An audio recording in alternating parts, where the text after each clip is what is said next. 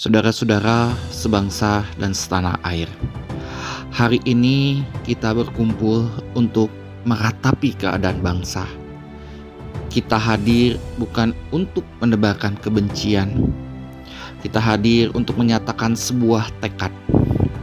Indonesia harus berubah menjadi bangsa yang lebih adil, lebih bermartabat, dan lebih menghargai kemampuan daripada kedekatan.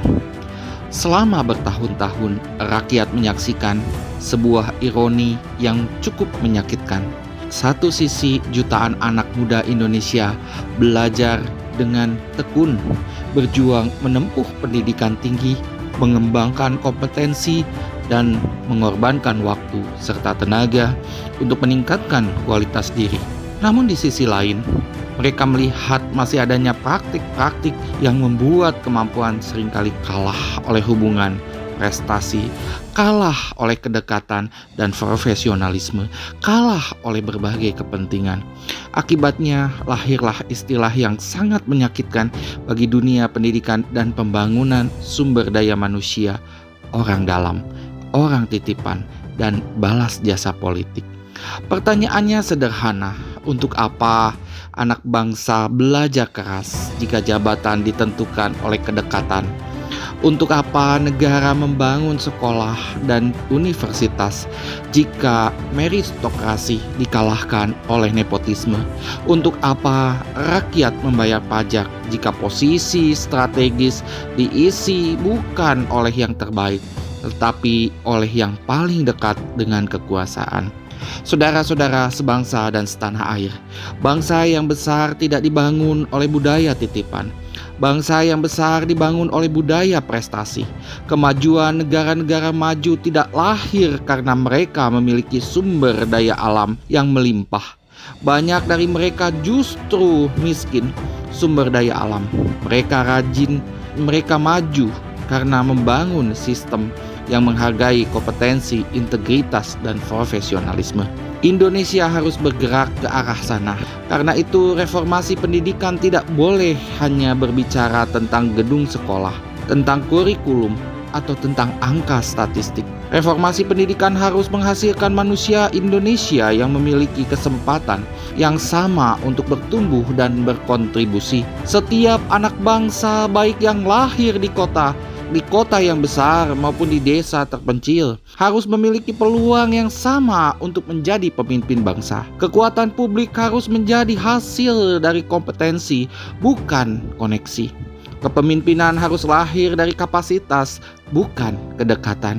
Kepercayaan publik harus diberikan kepada mereka yang memang layak, bukan kepada mereka yang sekadar memiliki akses ke lingkaran kekuasaan. Saudara-saudara sebangsa dan setanah air, hari ini gerakan oposisi yang kita deklarasikan bukanlah gerakan untuk menjatuhkan negara. Justru sebaliknya, kita hadir untuk menjaga negara agar tetap berada di jalur konstitusi, demokrasi, dan keadilan sosial. Kami percaya bahwa kritik adalah bentuk cinta kepada bangsa. Kami percaya bahwa pengawasan adalah bagian dari tanggung jawab warga negara. Dan kami percaya bahwa masa depan Indonesia tidak boleh diwariskan kepada sistem yang memelihara privilege, melainkan kepada sistem yang memberi ruang bagi talenta terbaik anak-anak bangsa. Oleh sebab itu kami menyerukan beberapa agenda besar. Pertama, memperkuat pendidikan yang berkualitas dan merata bagi seluruh rakyat Indonesia.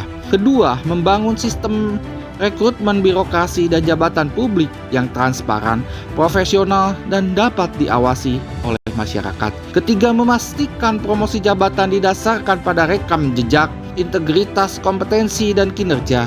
Keempat, menutup ruang bagi praktek nepotisme, patronase politik, dan segala bentuk penyalahgunaan kekuasaan dalam pengelolaan sumber daya manusia. Dan yang kelima, membangun budaya nasional yang menghormati prestasi, kejujuran, dan kerja keras. Saudara-saudara sebangsa dan setanah air, perjuangan ini mungkin panjang, jalan ini mungkin tidak mudah.